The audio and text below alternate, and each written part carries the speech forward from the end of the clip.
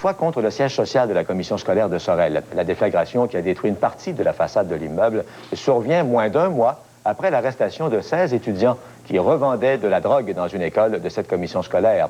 On a aussi retrouvé hier un petit engin explosif à l'école même, la polyvalente Fernand-Lefebvre. Gaëtan Giroir s'est rendu à Sorel ce matin. C'est vers 4h15 que l'explosion a soufflé l'entrée du siège social de la commission scolaire de Sorel. La bombe de fabrication maison a atteint une telle intensité que des fenêtres de propriétés situées de l'autre côté de la rue ont volé en éclats. Un gros bruit, ça a tremblé dans la maison. Peut-être j'étais bien énervée aussi.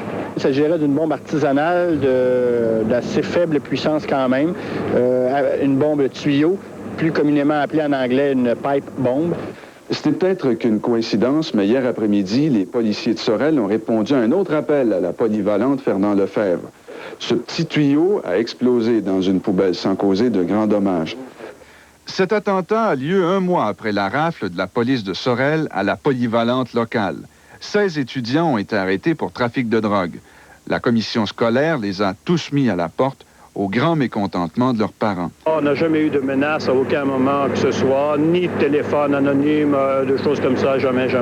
Évidemment, il y a eu l'opération drogue qui, chez nous, a fait beaucoup de vagues, un petit peu.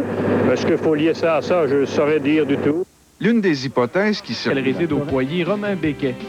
Madame Fontaine-Baudouin a eu une vie fort active puisqu'elle a eu 11 enfants, dont 3 vivent encore à Gentilly.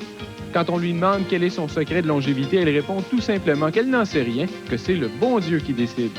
Il faut toutefois ajouter que sa famille a certainement une hérédité à toute épreuve, puisqu'elle a un frère qui est âgé de 103 ans et une sœur, tenez-vous bien, qui, elle, en a 104.